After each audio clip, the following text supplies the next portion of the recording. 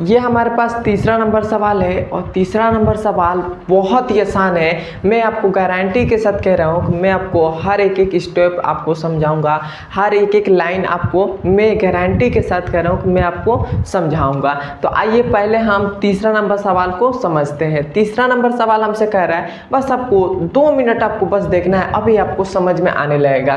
तो देखिए तीसरा नंबर सवाल हमसे कह रहा है समलंब ABC जिसमें AB समांतर है DC के विकर्ण AC और BD परस्पर O बिंदु पर प्रतिच्छेद करते हैं। तो सबसे पहले तो हम यहाँ तक पहले समझेंगे, उसके बाद हम इसके आगे हम उसके बाद समझेंगे। सबसे पहले कह रहे हैं कि समलंब ABD, तो एक हम समलंब चतुर्भुज बना लेते हैं। तो यहाँ पर हमने एक समलंब हमने एक समलंब चतुर्भुज बना लिया। इसका नाम हम देते रहे A, इसका नाम हम देते रहे B, इसका नाम देते रहे C, इसका नाम हम दे दे रहे D। ये हो गया समलंब ABD, ABCD। ये हमारे पास एक समलंब हो गया। उसके बाद कह रहा है जिसमें AB समांतर है, ये जो लाइन है ये समांतर के चिन्ह है, तो समांतर है DC के, तो समांतर है DC के मतलब ये जो भुजा है वह इस भुजा के समांतर है। क्लियर हो गया। उसके बाद कह रहा है विकर्ण मतलब क्या होता है, इसके ये हमारे पास ये जो लाइन है इस प्रकार से मतलब ये हमारे पास ऐसे कट करेगा, तो इस प्रकार से हमारा विकर्ण हो गया। कह रहा है कि AC मतलब AC ये विकर्ण है, AC और BD तो ये हमारे पास BD परस्पर O बिंदु मतलब ये जो हमारे पास लाइन है O बिंदु पर प्रतिच्छेद करती है। तो ये जो हमारे पास लाइन यहाँ पर कट कर रहा है इसको हम नाम दे दिया है, मतलब इसको हमें दे दिया है O बिंदु पर प्रतिच्छेद करती है। इतना बात आपको समझ में आ गया है कि नहीं? अब आपको आशा करता हूँ इतना बात आपको समझ में आ गया है। नहीं समझ में आए तो एक बार वीडियो को दोबारा पीछे करिए, उसके बाद देखिए। मैं आपको गारंटी के साथ कह रहा हूँ कि समझ में आएगा, जरूर आएगा। उसके बाद भी आपको समझ में नहीं आ रहा है तो वीडियो के डिस्क्रिप्शन में मेरा व्हाट्सअप नंबर है, आप व्हाट्सअप नंबर पर मैसेज करके मुझसे पूछ सकते हैं। इतना हो गया। अब हमें इसके आगे कह रहे हैं कि दो त्रिभुज की समरूपता कसौटी का प्रयोग करते हुए दर्शाइए कि OA बटा में OC बराबर है OB बटा में OD के। तो हमसे इसमें कह रहे हैं कि दो त्रिभुज की समरूपता कसौटी से, मतलब इसमें हमें 4 त्रिभुज दिखाई दे रहा है। पहला जैसे हमारे पास ODC और पहला त्रिभुज दिखाई दे रहा है, दूसरा त्रिभुज दिखाई दे रहा है ODA और तीसरा त्रिभुज दिखाई दे रहा है OCB और चौथा त्रिभुज दिखाई दे रहा है OAB। मतलब इसमें हमें 4 त्रिभुज दिखाई दे रहा है, एक ये, 2 ये, तीसरा ये, चौथा ये, 4 त्रिभुज दिखाई दे रहा है। तो लेकिन हमें इसमें चारों त्रिभुज को नहीं कहा, हमें इसमें कहा है 2 त्रिभुज की समरूपता कसौटी का प्रयोग करके। मतलब इन दोनों त्रिभुजों में से, मतलब 4 त्रिभुज में से किसी भी दो त्रिभुज को समरूपता कसौटी का प्रयोग करते हुए और हमें ये दर्शा देना है। तो हम इन दोनों त्रिभुज को हम समरूप कर लें या इन दोनों त्रिभुज को हम समरूप कर लें। लेकिन ये दोनों त्रिभुज को समरूप करेंगे तो थोड़ा सा हमारा क्या होगा, कैलकुलेशन थोड़ा सा अधिक हो जाएगा। लेकिन इन दोनों को हम समरूप करते हैं तो हमारा थोड़ा सा कैलकुलेशन कम हो जाएगा और हमारा आंसर भी आ जाएगा। तो हम क्या करेंगे, इन दोनों को हम समरूप करेंगे। कौन से त्रिभुज को हम समरूप करेंगे, इस वाले और इस वाले समरूप को हम त्रिभुज करेंगे। त्रिभुज को समरूप करेंगे तो पहले हम इन दोनों को हम समरूप करेंगे। तो आपको एक 9th क्लास में आपको एक बात सिखाया होगा क्या, कि ये दो समांतर रेखा है, इस पर से एक रेखा यहाँ पर कट कर रही है। तो हमारे पास क्या होता है, ये जो हमारे पास कोण है वह इस कोण के बराबर होता है। कैसे कि हमने 9th क्लास में सीखा है कि जब भी हमारे पास 2 ऐसे रेखा उस पर से कट रेखा कर रही है तो ये कोण इस कोण के बराबर होगा। कैसे, एकांतर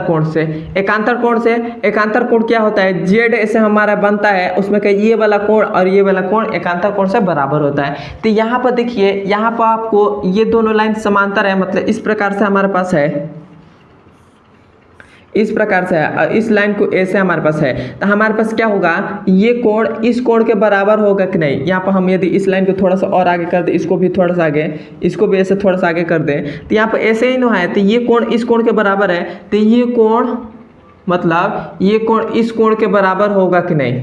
हम बता सकते हैं एकांतर कोण से बराबर होगा। उसके बाद उल्टा भी जेड बनता है, मतलब उल्टा जेड मतलब ऐसे ये कोण, तो ये कोण इस कोण के बराबर होता है, तो यहाँ पर देखिए यहाँ पर हमारे पास ये कोण इस कोण के बराबर होगा, वो भी एकांतर कोण से। आपने 9th क्लास में ये बात यदि सीखा है, यदि आपको थोड़ा सा भी 9th क्लास में एकांतर कोण को आपको थोड़ा सा भी अच्छे से पढ़े होंगे तो आपको ये कोण कैसे हम बराबर किए आपको समझ में आने लगेगा। तो ऐसे हमारे पास ये कोण बराबर हो गए। अब हमारे पास इसको दर्शाना है कि कैसे बराबर हो गए। हम यहाँ पर कैसे लिखेंगे, तो हम यहाँ पर लिखेंगे कि त्रिभुज, यहाँ पर हम लिखेंगे त्रिभुज ओ ए बी में, ओ ए बी में, और यहाँ पर फिर से लिखेंगे ओ सी डी में, ओ सी और डी में। ओ सी डी में मतलब त्रिभुज इसमें और त्रिभुज इसमें। हमारे पास क्या दे दिया गया है, हमें क्वेश्चन में दे दिए गए ए बी समांतर है बी सी के, मतलब ये जो लाइन ये भुजा है वह इस भुजा के समांतर है। तो यहाँ पर लिख दे रहे हैं ए बी समांतर है, ए बी समांतर है डी सी के समांतर है। ये हमारे पास समांतर हो गया, इतना हो गया। तो जब हमारे पास ये भुजा इसके समांतर है और हमारे पास कोण, अब हमारे पास ये कोण इस कोण के बराबर हो, वो भी किससे, एकांतर कोण से। तो इस कोण को हम लेंगे तो यहाँ पर हमारे पास हो जाएगा कोण ए बी ओ नहीं ए बी डी। तो यहाँ पर लिखेंगे ए बी और डी बराबर किसके हैं, कोण बी डी सी के। तो कोण बी डी और सी के बराबर है, वो भी किससे, एकांतर कोण से। तो यहाँ पर हम लिख दे रहे हैं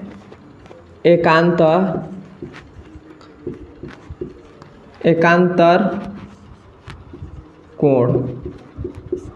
एकांतर कोण से बराबर है, मतलब ये जो हमारे पास है ये कोण इस कोण बराबर है। मतलब यहाँ पर देखिए कोण हमने लिखा है कोण ए बी डी, कोण ए बी डी, और ये जो हमारे पास बीच में रहता है वही हमारा कोण होता है। तो यहाँ पर बी है, यहाँ पर बी बीच में है, तो बी का जगह पर हमारे पास यहीं पर कोण बन रहा है, और यहाँ पर हमारे पास डी जो बीच में है वहाँ पर कोण बनेगा। तो डी यहाँ पर है तो यहाँ पर हमारे पास कोण बन रहा है। तो ये कोण इस कोण के बराबर है, वो भी किससे, एकांतर कोण से।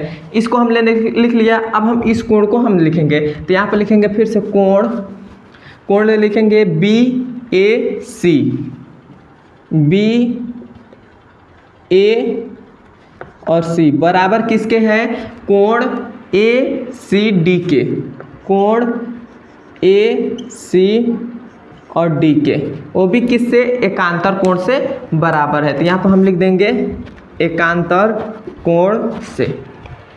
एकांतर कोण से अब हमारे पास बराबर हो गए हैं। तो जब हम जानते हैं कि जब हमारे पास कोण बराबर, मतलब एक त्रिभुज के दो कोण बराबर हो, मतलब कोण समरूपता कसौटी का प्रयोग करते हुए ये दोनों त्रिभुज समरूप हो जाएंगे। तो यहाँ पर हम लिखेंगे, यहाँ पर लिखेंगे अतः कोण क्यों लिख रहे हैं, क्योंकि ये कोण इस कोण के बराबर है, ये कोण इस कोण के बराबर है। तो जब हमारे पास दो कोण बराबर होते हैं, मतलब दो त्रिभुज के यदि दो कोण बराबर हो जाए तो वो दोनों त्रिभुज क्या हो जाते हैं, समरूप हो जाते हैं। यह अपने समरूपता का एक एथी होता है। तो यहाँ पर लिख देंगे कोण समरूपता से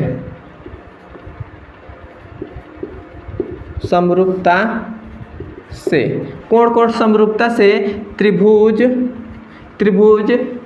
ओ ए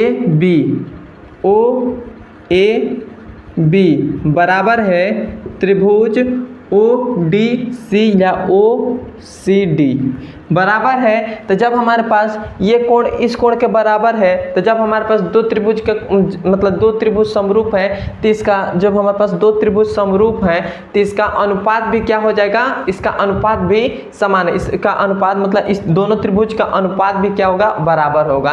तो कैसे हम लिखेंगे अनुपात, तो यहाँ पे लिखेंगे अतः यहाँ पे लिख देंगे कि ओ ए मतलब हम इस वाले, मतलब हम क्या कर रहे हैं, इस वाले ओ ए क्या होगा, ओ ए बटा में क्या हो जाएगा, ओ सी हो जाएगा। तो यहाँ पर ओ ए बटा में ओ सी, तो ओ सी बराबर क्या हो जाएगा, ओ बी बटा में ओ डी हो जाएगा। तो ये हो जाएगा ओ बी बटा में हो जाएगा OD। और यही हमें सिद्ध करना था और यही हमारा सिद्ध हो गया। देखिए क्वेश्चन में हमें यही सिद्ध करने के लिए कहा था और यही हमारा सिद्ध हो गया। क्यों? क्योंकि जब हमारे पास दो समरूप त्रिभुज हो जाएंगे तो उसका कोणों का मतलब, जब हमारे पास दो समरूप त्रिभुज बराबर हो जाएंगे तो उसका कोण मतलब उसका जो भुजा का अनुपात होगा वो क्या हो जाएगा? बराबर हो जाएगा। तो उसी प्रकार ये भुजा का अनुपात क्या हो गया? बराबर हो गया। बराबर हो गया और यही हमारा आंसर हो गया। आपको कुछ भी प्रॉब्लम आ रही है तो मतलब आपको थोड़ा सा भी समझने में कोई भी प्रॉब्लम आ रही है तो दोबारा वीडियो को पीछे कर दोबारा देखिए, आपको मैं गारंटी के साथ कह रहा हूँ कि आपको समझ में जरूर आएगा। अब हम चलते हैं इसके चौथे नंबर सवाल पर। यह हमारे पास चौथा नंबर सवाल है। चौथा नंबर सवाल कह रहा है आकृति में QR बटा में QS इजकल टू में ST बटा में PR तथा कोण A1 और कोण 2 है। दर्शाइए कि त्रिभुज PQS समरूप है त्रिभुज TQR के। मतलब हमें इसमें यही दर्शाना है कि समरूप है, मतलब समरूप है PQS मतलब ये वाला त्रिभुज, मतलब PQS मतलब ये वाला, ये छोटा वाला त्रिभुज। उसके बाद हमें समरूप करना है त्रिभुज TQR, त्रिभुज TQR मतलब ये बड़ा वाला त्रिभुज। हमें इसमें यह सिद्ध करना है कि ये जो हमारे पास ये छोटा वाला त्रिभुज बन रहा है इतना, ये समरूप है इस बड़े वाले त्रिभुज के, ये हमें दर्शाना है। और हमें इसमें दे दिए गए है कि कोण एक है वो कोण इस कोण के बराबर है। तो हम यहाँ पर लिख रहे हैं, यहाँ पर लिख दे रहे हैं। पहले तो हम लिखेंगे यहाँ पर किससे हम शुरुआत करेंगे इस प्रकार, मतलब हम लिखेंगे कैसे, तो यहाँ पर लिखेंगे त्रिभुज, क्योंकि हमें ये कोण बराबर है तो इसको भी हम लिख लेते हैं। तो यहाँ पर कौन से त्रिभुज में बराबर है? कोण PQR में। तो PQR में, R में कोण हमारे पास जो ये हमारे पास कोण Q जो है वो बराबर किसके है? कोण R के, मतलब कोण 2 के बराबर है। बराबर है तो हमने एक 9th क्लास में हमने सीखा है कि जब हमारे पास ऐसे त्रिभुज हो और ये कोण इस कोण के बराबर होते हैं तो क्या होता है? हमारे पास ये जो हमारे पास भुजा है वह इस भुजा के बराबर हो जाते हैं। यह हमने सीखा है 9th क्लास में, हमने जाना है। तो यहाँ पर देखिए हमारे पास क्या हो जाएगा, ये कोण इस कोण के बराबर है तो ये दोनों लाइन हमारे पास समरूप मतलब बराबर हो जाएंगे, मतलब ये भुजा इस भुजा के बराबर हो जाएगा। तो हम यहाँ पर लिख देंगे, यहाँ पर लिख देंगे कि PQ बराबर है किसके? PR के। तो यहाँ पर लिख देंगे PR के, और इसे हम मान लेते हैं समीकरण नंबर 1। समीकरण नंबर हमने 1 मान लिया और हमें क्वेश्चन में दिया है, यहाँ पर हम लिख दे रहे हैं दिया है। क्या हमें दिया है? हमारे पास QR है, वो हमारे पास QR बटा में है QS बराबर है ST बटा में है PR। ये हमारे पास है, मतलब QR बटा में है QS और उसके बाद है ST मतलब S, यहाँ पर ST थोड़ा सा गलत हो रहा है, मैं एक बार देख लेता हूँ। सॉरी, यहाँ पर ST नहीं है, यहाँ पर है QT, यहाँ पर है QT बटा में है PR है। तो यहाँ पर हमारे पास क्या दिया है? पहले तो दे दिया है QR बटा में है QS, दूसरा नंबर पर हमारे पास दिया है QT बटा में है PR। तो यहाँ पर देखिए हमको इस प्रकार से दिया होता है कि QR बटा में QS और इस प्रकार से दिया होता है QT बटा में QP दिया होता है। तो हमारे पास ये दोनों समरूप हो जाते हैं। उसके बाद हमने आराम से ये हम समरूप कर सकते थे, मतलब ये छोटा वाला त्रिभुज बड़े वाले के त्रिभुज के समरूप कर सकते थे। तो बस हमें यहाँ पर हमारे पास PR की जगह पर, मतलब इस लाइन की जगह पर हम ये लाइन दे दिया होता, मतलब ये लाइन हमारे पास बटा में दे दिया होता तो हमारे पास हो जाता। तो हम यहाँ पर इस लाइन की जगह पर, मतलब इस PR की जगह पर, इस लाइन की जगह पर हमारे पास ये लाइन की जगह पर ये लाइन बराबर है। हमने अभी यहाँ पर सिद्ध किया, मतलब हमने अभी देखा है। तो हम यहाँ पर इसके जगह पर PR के जगह पर हम PQ लिख सकते हैं, PQ लिख सकते हैं, बिल्कुल लिख सकते हैं। तो यहाँ पर हम लिखेंगे, यहाँ पर लिख देंगे कि QR बटा में है QS बराबर हो जाएगा QT क्यू टी बटा में, और यहाँ पर पी आर है, पी आर का मान हमारे पास क्या है पी क्यू है या क्यू पी लिखे, दोनों के बात एक ही है। तो हमने क्यू पी लिख दिया और यह हमारे पास कहाँ से आया, यह हमारे पास समीकरण नंबर 1 से आया, समीकरण 1 से यहाँ पर हमने लिख दिया। इतना हो गया।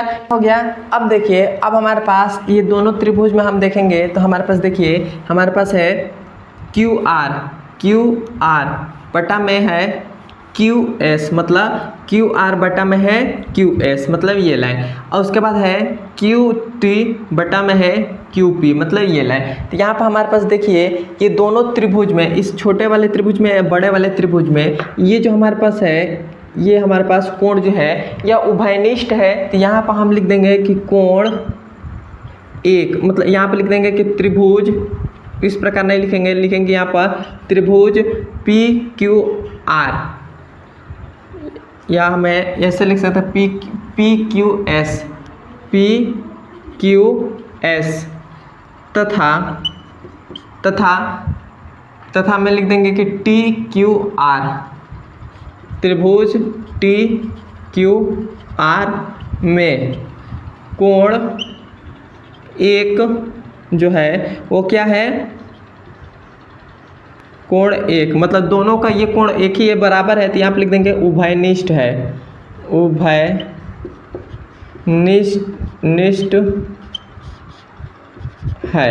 उभयनिष्ठ है। तो जब हमारे पास ये कोण उभयनिष्ठ है तो हमारे पास क्या हो जाएगा, हमारे पास जो हमारे पास ये कोण हमारे पास उभयनिष्ठ है, उभयनिष्ठ मतलब ये हमारे पास छोटे वाले त्रिभुज में भी ये कोण है और बड़े वाले त्रिभुज में ये भी है, मतलब दोनों कोण बराबर है। और हमारे पास यहाँ पर दो भुजा भी बराबर आ रहा है, मतलब ये भुजा इस भुजे के मतलब बराबर आ रहा है। तो हमारे पास यहाँ पर कौन सा समरूपता का कसौटी का प्रयोग होगा, भुजा कोण भुजा के समरूपता कसौटी का प्रयोग से ये दोनों हमारे पास त्रिभुज, मतलब ये हमारे पास पी क्यू एस बराबर समरूप हो जाएंगे टी क्यू आर के समरूप हो जाएंगे। तो यहाँ पर हम लिख देंगे कि भुजा कोण भुजा समरूपता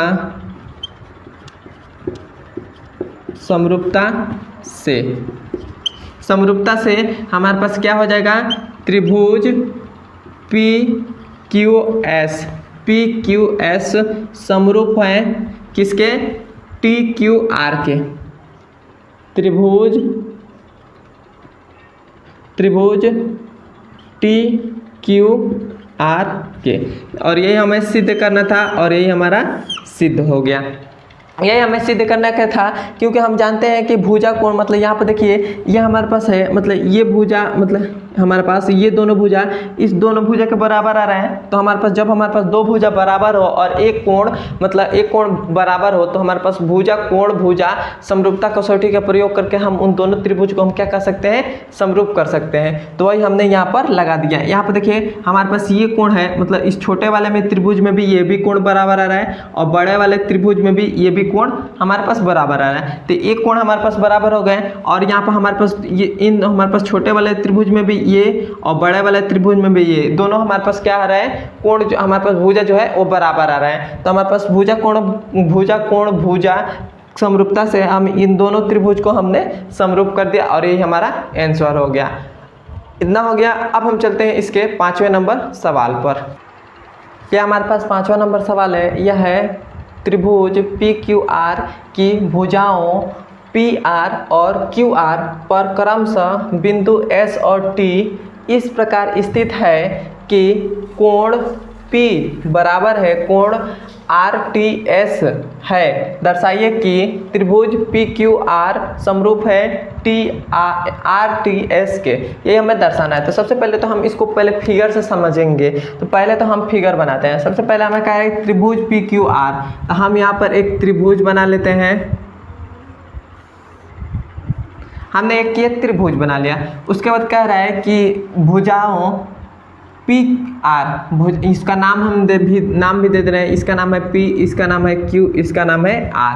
हमने इसका नाम दे दिया। उसके बाद कह रहा है भुजाओं PR मतलब इस पर, और QR मतलब QR पर पर क्रमशः बिंदु S और T स्थित है। मतलब कह रहा है कि ये PR जो भुजा है इस पर कहीं पर हमारे पास यहाँ पर एक बिंदु है, इस पर क्या है S स्थित है, और ये जो हमारे पास QR है ये इस भुजा पर हमारे पास यहाँ पर कोई बिंदु है वो हमारे पास T स्थित है और उसके बाद कह रहा है इस प्रकार स्थित है, और इन दोनों को इस प्रकार से हमें मिला दिया है। उसके बाद कह रहा है कि कोण P जो है, मतलब ये कोण हमारे पास है, जो कोण P है वो बराबर किसके है, कोण RTS के, मतलब कोण RTS मतलब इस कोण के बराबर है। ये जो हमारे पास P कोण है वह इस कोण के बराबर है। उसके बाद कह रहा है दर्शाइए कि त्रिभुज RPQ समरूप है RTS के, मतलब ये बड़ा वाला त्रिभुज समरूप है इस छोटे वाले त्रिभुज के समरूप है। तो इसको हम बहुत ही आसानी तरीके से हम इसको दर्शा सकते हैं। तो हम यहाँ पर लिखेंगे, इसकी हम शुरुआत कहाँ से करेंगे, तो यहाँ से हम शुरुआत करेंगे त्रिभुज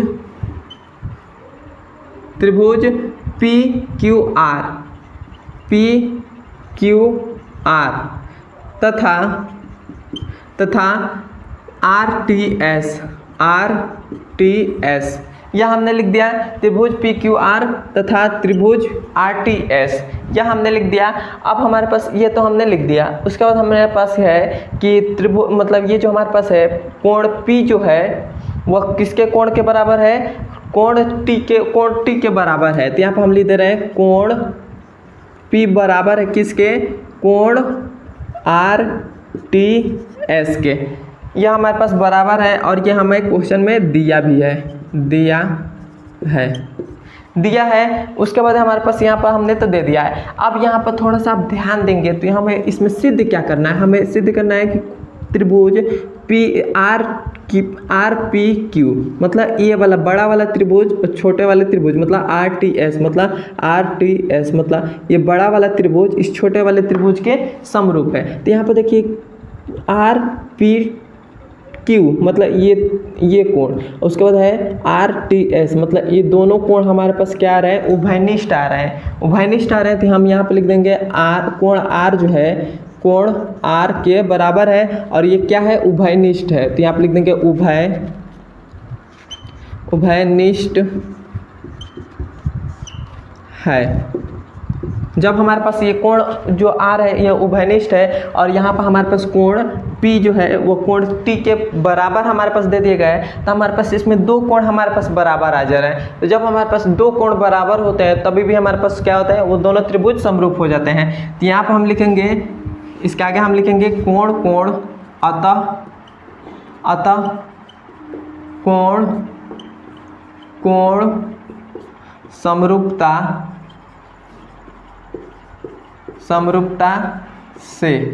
समरूपता से त्रिभुज RPQ समरूप है त्रिभुज RTS के। मतलब जब हमारे पास ये दो कोण, मतलब ये तो हमारे पास कोण उभयनिष्ठ है, छोटे वाले में भी है बड़े वाले में भी है, तो ये हमारे पास उभयनिष्ठ हो गए और ये कोण इस कोण के बराबर है। तो दो कोण हमारे पास बराबर आ जा रहे हैं। तो कोण समरूपता कसौटी का प्रयोग करके हम कह सकते हैं कि त्रिभुज RPQ बराबर है, समरूप है RTS के, और ये हमारा आंसर हो जाएगा। और यही हमें क्वेश्चन में कहा था दर्शाने के लिए और हमने यही दर्शा दिया। क्लियर बात है यहाँ तक, और ये हमारा आंसर हो जाएगा। अब हम चलते हैं इसके 6वें नंबर सवाल पर। यह हमारे पास 6वां नंबर सवाल है। 6वां नंबर सवाल कह रहा है आकृति में यदि त्रिभुज ABE सर्वांगसम, इसका मतलब क्या होता है, सर्वांगसम होता है। सर्वांगसम त्रिभुज ACD में, मतलब हमसे कह रहा है कि त्रिभुज AB और E में, मतलब इस वाला त्रिभुज, मतलब हमसे कह रहे हैं कि ये वाला त्रिभुज ABE में, मतलब इस वाले त्रिभुज सर्वांगसम है किसके, ACD के, मतलब ACD मतलब इस वाले त्रिभुज के सर्वांग है। मतलब ये जो त्रिभुज है वह इस त्रिभुज के सर्वांग है। सर्वांग का मतलब क्या होता है, उसका कोण मतलब उसका तीनों कोण, उसकी भुजा सभी की सभी समान होती है। ये हो गया। उसके बाद हमसे कह रहा है कि तो दर्शाइए कि त्रिभुज ADE मतलब ये छोटा वाला त्रिभुज समरूप है त्रिभुज ABC के, मतलब इस त्रिभुज ABC के मतलब बड़े वाले त्रिभुज के समरूप है। तो हम इस यह हमारे पास समरूप है, तो हम इसको कैसे लिखेंगे, तो हम यहाँ पर लिखेंगे कि त्रिभुज ABE सर्वांग है। यह हमें क्वेश्चन में दिया है, त्रिभुज ABE सर्वांग है किसके, त्रिभुज ACD के। यह हमारे पास सर्वांग हो गया। जब हमारे पास सर्वांग होता है तो उसका क्या होता है, उसका कोण उसका भुजा सभी के सभी क्या होते हैं, बराबर होते हैं। तो हम यहाँ पर लिख सकते हैं कि इसका संगत कोण और इसका संगत भुजाएं क्या होंगे, समान होंगे। तो यहाँ पर लिख देंगे कि अतः संगत कोण तथा संगत भुजाएं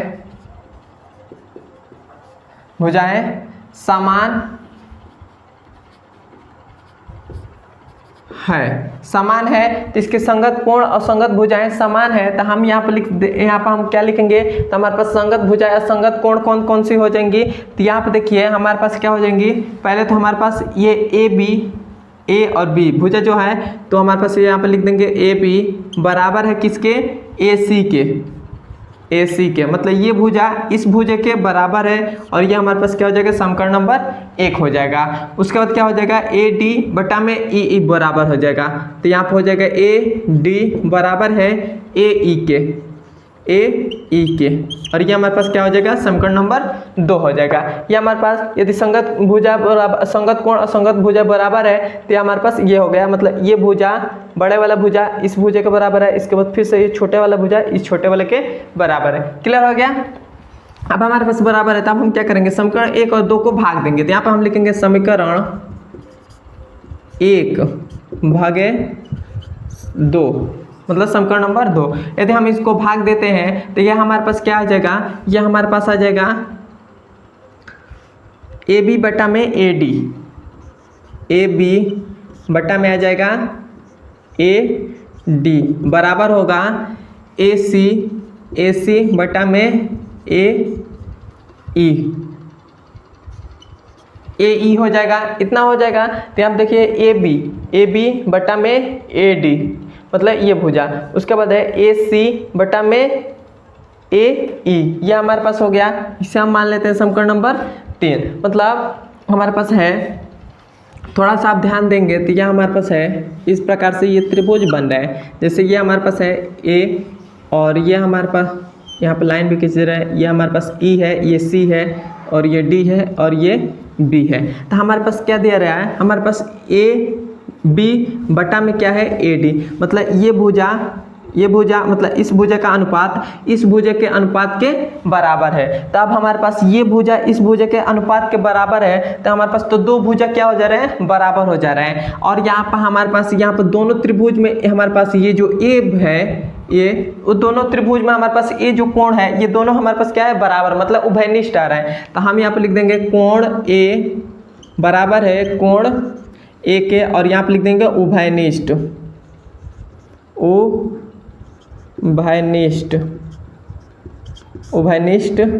उभयनिष्ठ लिख देंगे। तो जब हमारे पास से ये दोनों भुजा बराबर आ जा रहे हैं, देखिए हमारे पास है AB मतलब AB बटा में है AD, तो AD मतलब ये भुजा, उसके बाद है बराबर में है AC बटा में है AE मतलब ये भुजा, मतलब इस भुजा ये भुजा है वह इस भुजा के अनुपात के बराबर है। और ये हमारे पास A कोण भी है, मतलब ये A वाला कोण है वह उभयनिष्ठ मतलब दोनों में है, तो हमारे पास उभयनिष्ठ हो गया। तो जब हमारे पास ये हो गया तो हमारे पास क्या किससे हमारे पास ये समरूप हो जाएगा, तो यहाँ पर हमारे पास क्या लगेगा, भुजा कोण और भुजा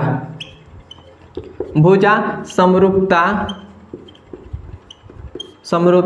से भुजा कोण भुजा समरूपता से या हमारे पास क्या हो जाएगा, त्रिभुज ADE समरूप हो जाएंगे त्रिभुज ABE के। तो यहाँ पे लिख देंगे त्रिभुज ए डी ई समरूप है त्रिभुज ए बी और सी के, और यही हमें सिद्ध करना था और यही हमारा सिद्ध हो गया।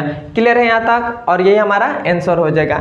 इसमें कुछ भी नहीं करना है, बस हमको समरूप कर देना है। लेकिन आपको ये मतलब कब कब हमारे पास त्रिभुज समरूप होते हैं तब आपको समझ में आ जाएगा। जैसे हमने यहाँ पर लगा दिया भुजा कोण भुजा, तो जब हमारे पास दो त्रिभुज मतलब दो त्रिभुज है, उन दोनों त्रिभुज का भुजा का अनुपात बराबर हो और एक कोण भी बराबर हो, तभी भी हमारे पास वो त्रिभुज क्या होते हैं, समरूप हो जाता है। तो यदि आपको वो मालूम है तब आप बहुत ही आसानी तरीके से आप सॉल्व कर सकते हैं। लेकिन थोड़ा सा आपको नहीं मालूम है तो थोड़ा सा समझने में आपको प्रॉब्लम आ सकती है।